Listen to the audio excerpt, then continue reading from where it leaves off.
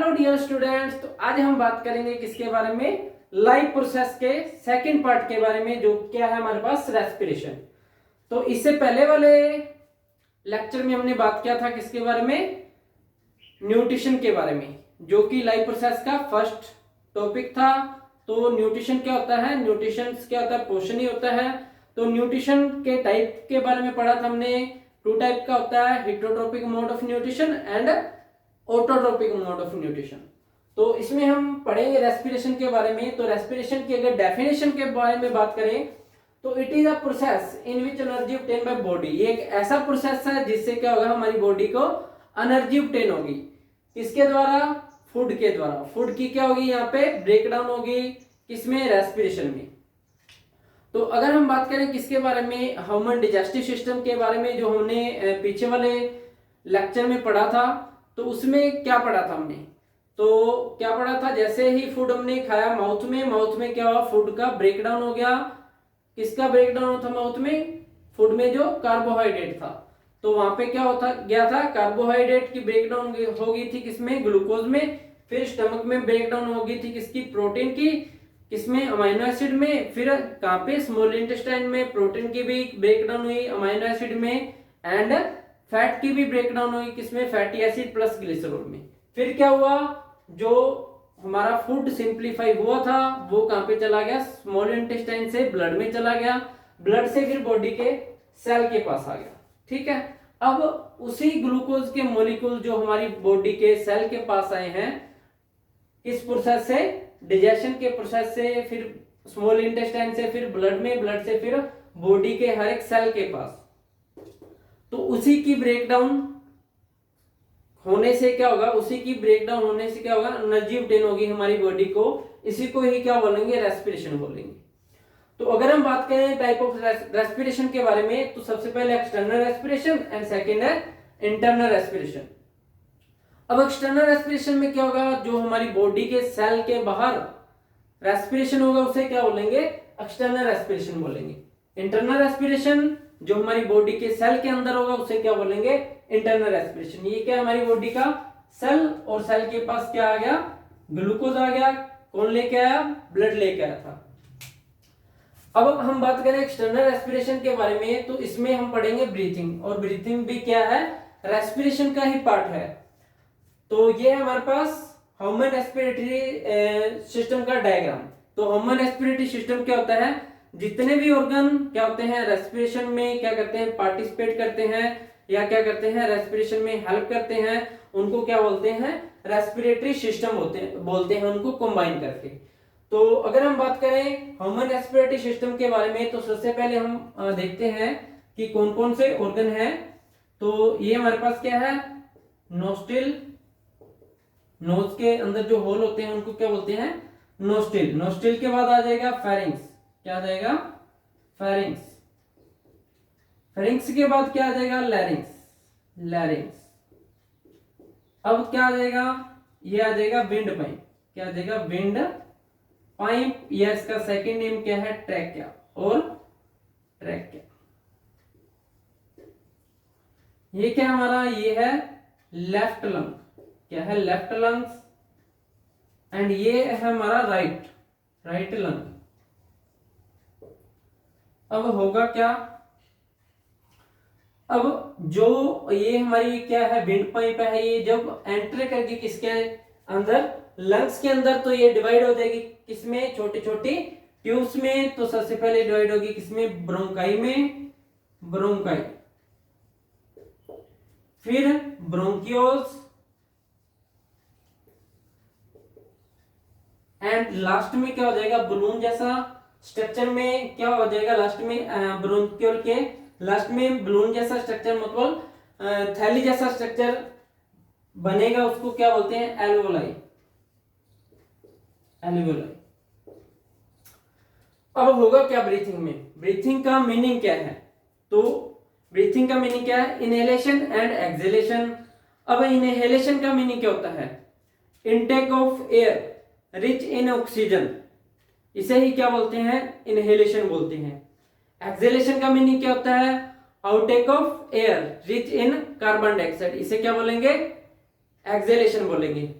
तो क्या होगा, जब हम क्या करेंगे, इनहेल करेंगे तो उसमें क्या होगा, गैसेस का मिक्सचर होगा, ऑक्सीजन उसमें क्या होगी, हाई अमाउंट में होगी, तो उस प्रोसेस को क्या बोलेंगे, इनहेलेशन। और जब हम क्या करेंगे, एक्सहेलेशन करेंगे, तो उसमें भी क्या होगा, गैसेस का मिक्सचर होगा, लेकिन उसमें रिच अमाउंट में क्या होगी, कार्बन डाइऑक्साइड होगी। ठीक है, अब देखते हैं कि कैसे कैसे जो एयर आ जाएगी हमारे रेस्पिरेटरी सिस्टम में। तो सबसे पहले हमारे नोज में जाएगी, नोज से फिर नोस्ट्रिल में, नोस्ट्रिल में क्या होता है, हेयर होते हैं, हेयर एंड म्यूकस। जो हेयर होते हैं वो क्या करते हैं, हेयर एंड म्यूकस, उनका क्या फंक्शन होता है, जो हम एयर क्या करेंगे, इनहेल करेंगे, उनको क्या कर देंगे, फिल्टर कर देंगे। फिल्टर क्यों करेंगे, क्योंकि उनमें क्या होते हैं, डस्ट पार्टिकल होते हैं। अगर वो डस्ट पार्टिकल हमारी बॉडी के अंदर चले जाए तो क्या हो जाएगा, हार्मफुल इफेक्ट हो जाएगा। तो क्या हो जाएगा, यहाँ पे जो एयर है उसका क्या हो जाएगा, फिल्ट्रेशन हो जाएगा। अब एयर जाएगी कहां पे, फेरिंग्स में। फेरिंग्स क्या है, कॉमन पासेज है माउथ एंड नोज का। एंड फिर जाएगी कहां पे, लैरिंग्स में। लैरिंग्स क्या होता है, वॉइस बॉक्स बोलते हैं इसको, क्या बोलते हैं, वॉइस बॉक्स। जो हमारा साउंड प्रोड्यूस होता है वो इसके अंदर होता है। इसमें क्या होता है, वाइब्रेशन होती है, वाइब्रेशन के कारण क्या होता है, हमारा साउंड प्रोड्यूस होता है। नेक्स्ट है क्या है, जाएगी एयर्स कहां पे, विंड पाइप या ट्रैकिया में। और इसमें क्या होगा, जो ये होती है, ये बनी होती है सी शेप कार्टिलेज।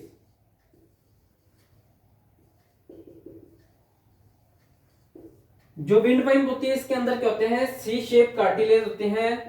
तो ये क्या होते हैं, ये एक प्रकार के क्या होते हैं, टिश्यू ही होते हैं। क्या होते हैं, एक प्रकार के टिश्यू होते हैं, ये कनेक्टिव टिश्यू होते हैं। तो ये क्या करते हैं, ये बोन से क्या होते हैं, सॉफ्ट होते हैं। और ये क्या होते हैं, फ्लेक्सिबल होते हैं। तो इनका जो मेन फंक्शन होता है वो क्या होता है, सी शेप कार्टिलेज का, कि हमारी जो विंड पाइप है उसको क्या नहीं करने देते, कोलैप्स नहीं करने देते। कोलैप्स का मीनिंग सिकुड़ने नहीं देते।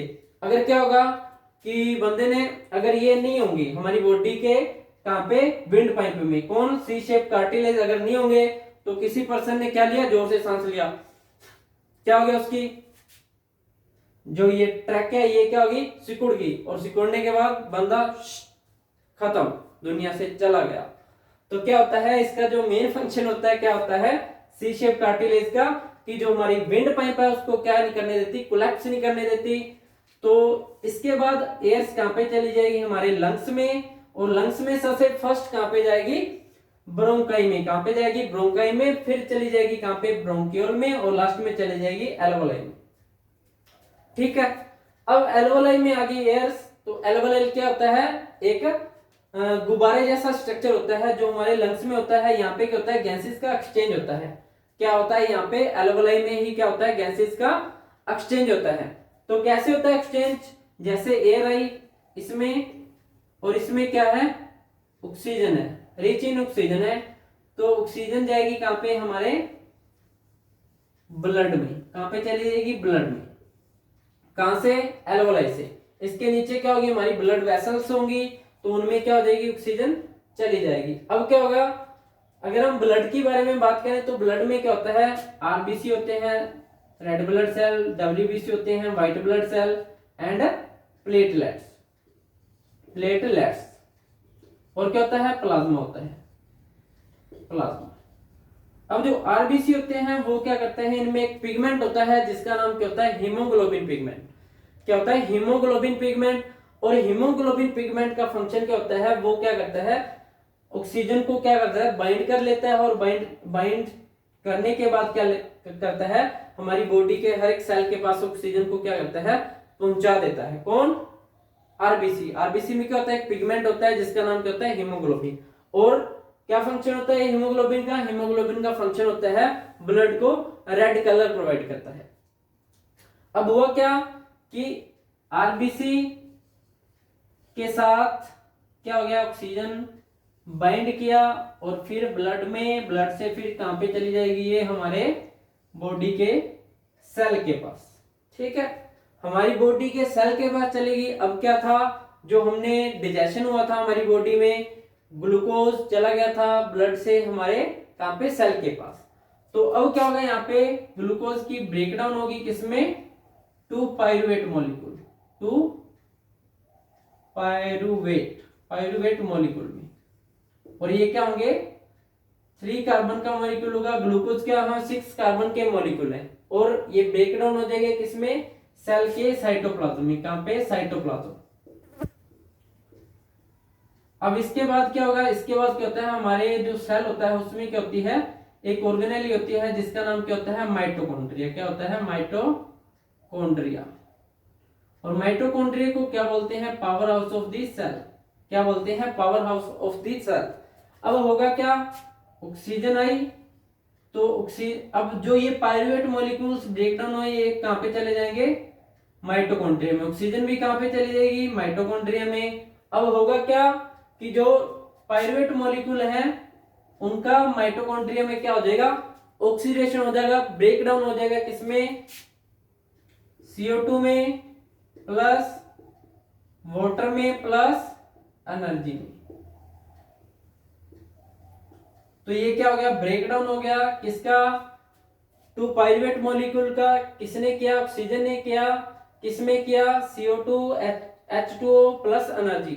और एनर्जी के कितने मॉलिक्यूल बनते हैं जब हमारी बॉडी में क्या होता है एरोबिक रेस्पिरेशन होता है। एरोबिक रेस्पिरेशन वो होता है जिसमें क्या होता है ऑक्सीजन की प्रेजेंस में होता है, उसको क्या बोलते हैं एरोबिक रेस्पिरेशन। तो इसमें क्या होगा 38 ATP मॉलिक्यूल बन जाएंगे किसके अंदर माइटोकॉन्ड्रिया के अंदर, फिर स्टोर हो जाएंगे किसके अंदर माइटोकॉन्ड्रिया के अंदर ही। और उसके बाद क्या होगा उसके बाद क्या होगा कि जब भी हमारे सेल को हमारी बॉडी के सेल को एनर्जी की जरूरत होगी तो वो किससे लेगी माइटोकॉन्ड्रिया से लेगी। अब होगा क्या कि यहाँ पे क्या हुआ ब्रेक डाउन होगी किसकी किसकी ब्रेक डाउन हुई ग्लूकोज की। और क्या बना था CO2 प्लस वाटर प्लस क्या बना था एनर्जी। अब क्या होगा कि यहाँ पे क्या आया था ऑक्सीजन आई थी, ऑक्सीजन ने क्या कर दिया ऑक्सीडेशन कर दिया था। अब होगा क्या जो ये कार्बन डाइऑक्साइड है ये सेल से फिर चली जाएगी ब्लड में चली जाएगी। और ब्लड में किस में जाएगी प्लाज्मा में। किसमें जाएगी प्लाज्मा में। प्लाज्मा में क्या होती है जो कार्बन डाइऑक्साइड होती है वो क्या होती है सल्यूबल होती है। तो ब्लड के प्लाज्मा में चली जाएगी और फिर कहां पे जाएगी एल्वेओलाई के पास। कहां पे चली जाएगी एल्वेओलाई के पास। और यहाँ पे क्या होगा कार्बन डाइऑक्साइड चली जाएगी यहाँ पे।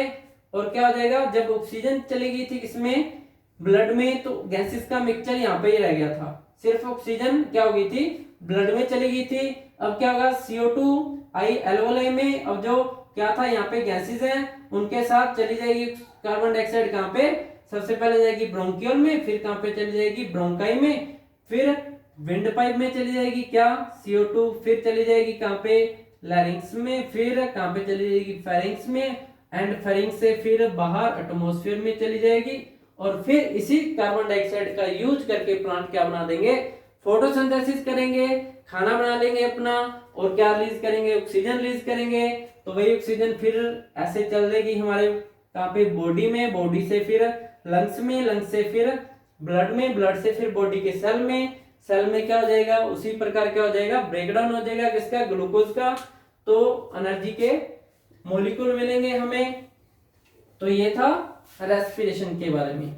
अगर हम बात करें किसके बारे में रेस्पिरेशन की टू टाइप का, अगर रेस्पिरेशन कौन कौन सा एरोबिक एंड एनारोबिक के बारे में।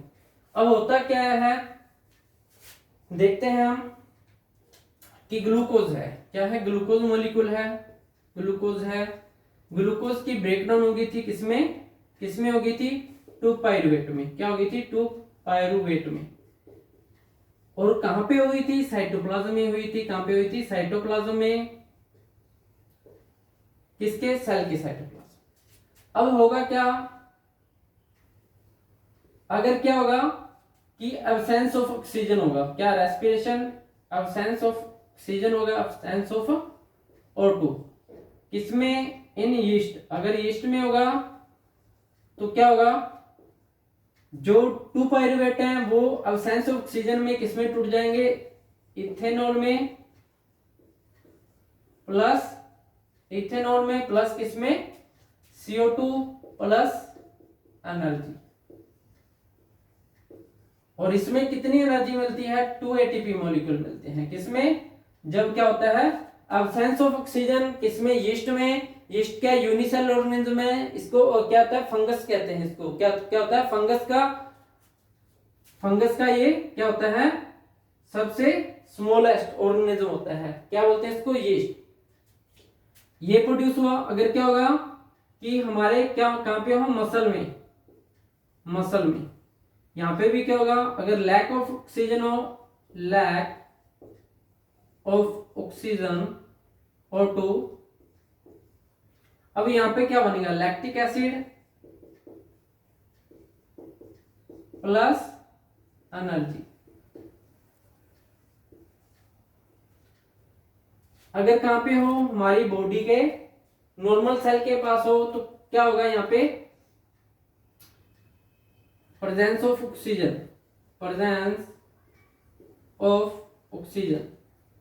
तो अगर प्रेजेंस ऑफ ऑक्सीजन होगा तो क्या होगा, ये माइटोकॉन्ड्रिया में होगा। कहां पे होगा, माइटोकॉन्ड्रिया में। और क्या बनेगा इससे, CO2 बनेगा प्लस वाटर बनेगा प्लस एनर्जी बनेगी। क्या बनेगी, एनर्जी। और इसमें क्या बनेगी, हाई अमाउंट में एनर्जी बनेगी, इन दोनों में लेस अमाउंट में एनर्जी बनेगी। अब होगा क्या कि ये भी हमारी बॉडी के अंदर हो रहा है, लेकिन इसमें क्या ऑक्सीजन प्रेजेंस है, तो क्या बन रहा है, कार्बन डाइऑक्साइड, वाटर बन रहा है प्लस एनर्जी बन रही है। और एनर्जी के कितने मॉलिक्यूल बनते हैं जब ऑक्सीजन प्रेजेंट होती है, तो 38 एटीपी मॉलिक्यूल बनते हैं। अब क्या होगा, अगर हम इसकी बात करें तो लैक ऑफ ऑक्सीजन मसल, जब क्या करते हैं, कोई बंदा हार्ड वर्क करता है, एक्सरसाइज करता है, या क्या करता है, रनिंग करता है, उसमें क्या होता है, जितनी ऑक्सीजन मांसपेशियों को, मसल को चाहिए होती है, उतनी नहीं मिल पाती। तो फिर लैक ऑफ ऑक्सीजन में क्या करता है, जो हमारी मसल है वो क्या करते हैं, ब्रेक डाउन कर देते हैं, किसको, पायरुवेट को कन्वर्ट कर देते हैं किसमें, लैक्टिक एसिड में प्लस एनर्जी में। तो फिर क्या होता है, हमारे जो मसल है उनमें क्रैम्प्स हो जाता है। क्रैम्प्स मतलब थकान महसूस होती है। तो कुछ दिनों के बाद अपने आप क्या होता है, थकान दूर हो जाती है। क्यों दूर हो जाती है, क्योंकि लैक्टिक एसिड किस में चला जाता है, लिवर में चला जाता है। तो ये तो हमारी बॉडी की बात है। अगर करें किसकी, यूनिसेलुलर मतलब जो यूनिसेलुलर ऑर्गेनिज्म है, एक ही कोशिका के बने हुए, उनमें क्या होता है, एब्सेंस ऑफ ऑक्सीजन होता है, कुछ बैक्टीरिया भी होते हैं इसमें इन्वॉल्व। अगर हम यीस्ट की बात करें तो इसमें क्या होगा, जो पायरुवेट है बिना ऑक्सीजन के ब्रेक डाउन होगा किसमें, ethanol plus carbon dioxide plus 2 molecule ATP के मतलब एनर्जी। तो ये जो प्रोसेस है ये तीनों में ही क्या होगा, कॉमन होगा। क्या होगा, कॉमन। ये क्या होगा, तीनों में ही कॉमन होगा। ठीक है, इतना आ गया समझ। अगर हम बात करें इनके डिफरेंस के बारे में, किसके, एरोबिक एंड एनारोबिक रेस्पिरेशन के बारे में, तो सबसे पहले है एरोबिक और सेकंड पे हमारे पास एनारोबिक। तो ये respiration, aerobic respiration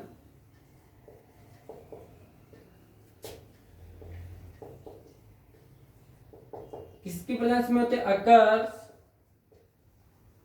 in the presence of, किसमें होगी, ऑक्सीजन, प्रेजेंस ऑफ ऑक्सीजन। अगर हम बात करें इसकी तो ये क्या होगी, एब्सेंस ऑफ ऑक्सीजन। ठीक है, आगे समझ। अगर हम इसके सेकंड पार्ट की बात करें तो ग्लूकोज क्या होगा, glucose is completely break down. और किसमें ब्रेक डाउन होता है, carbon dioxide, water plus energy में। ठीक है, इसमें क्या होगा, glucose molecule, glucose is incomplete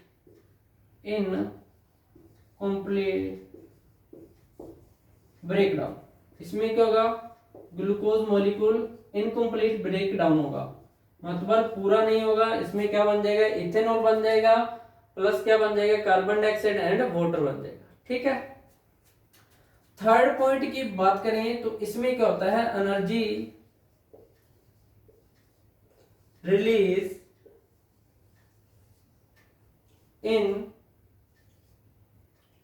more amount. इसमें क्या होगा, जो एनर्जी रिलीज होगी वो हाई अमाउंट में रिलीज होगी, ज्यादा मात्रा में रिलीज होगी। इसमें क्या होगा, लेस अमाउंट में रिलीज होगी क्या, एनर्जी। तो अगर हम इसके फोर्थ पॉइंट की बात करें तो it is take place in, किसमें होगा ये, साइटोप्लाज्म, साइटोप्लाज्म एंड माइटोकॉन्ड्रिया। किसमें होगा, साइटोप्लाज्म एंड माइटोकॉन्ड्रिया। अपन ने पढ़ा था किसमें, जब तीनों के बारे में पढ़ा था तो सबसे पहले जो ब्रेकडाउन होती है किसमें होती है, साइटोप्लाज्म में, और फिर किसमें होती है, माइटोकॉन्ड्रिया में। किसमें, एरोबिक रेस्पिरेशन में। किसमें, एरोबिक रेस्पिरेशन में। अगर हम बात करें इसके बारे में तो इसमें क्या होगा कि जो साइटोप्लाज्म में ही होगी दोनों की ब्रेकडाउन, दोनों ब्रेकडाउन साइटोप्लाज्म में ही। किस किस की, ग्लूकोज की, ग्लूकोज से क्या बनेगा, पाइरुवेट बनेगा, पाइरुवेट, और फिर पाइरुवेट की ब्रेकडाउन भी कहां पे होगी, साइटोप्लाज्म में ही होगी। कहां पे, साइटोप्लाज्म में।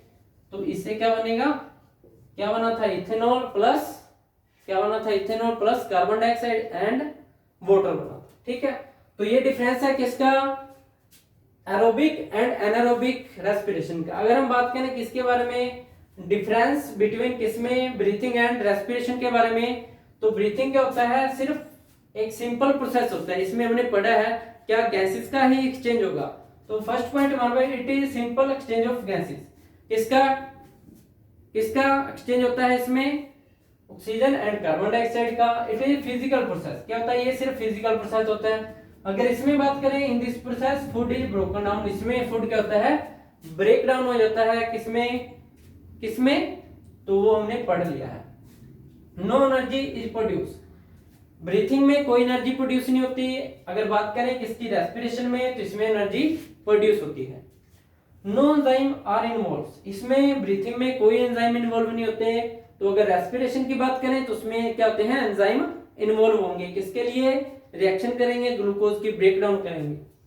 तो not a cellular process, breathing मैंने बताया था एक्सटर्नल प्रोसेस होता है। तो एक्सटर्नल रेस्पिरेशन प्रोसेस होता है, इसमें क्या होता है कि ये बॉडी के सेल के बाहर होता है, और ये क्या होता है, it is a cellular process, ये बॉडी के सेल के अंदर होता है। तो ये था हमारे पास क्या, डिफरेंस बिटवीन किसमें, रेस्पिरेशन एंड ब्रीथिंग के बीच में। अगर हम बात करें किसके बारे में, प्लांट्स के बारे में, तो प्लांट्स में क्या होता है, तो प्लांट में भी रेस्पिरेशन होता है। तो प्लांट में दिन में भी रेस्पिरेशन होता है एंड रात में भी रेस्पिरेशन होता है।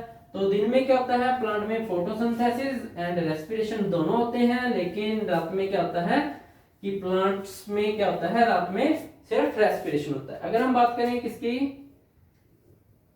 प्लांट के बारे में, तो प्लांट में क्या होता है, अगर डे टाइम की बात करें, डे टाइम की, तो क्या होगा, फोटोसिंथेसिस होगा, फोटोसिंथेसिस होगा। फोटोसिंथेसिस में क्या होगा, प्लांट ऑक्सीजन को बाहर एटमॉस्फेयर में रिमूव करेगा एंड कार्बन डाइऑक्साइड को एटमॉस्फेयर से लेगा। किसको, CO2 प्लस क्या करेगा, रेस्पिरेशन।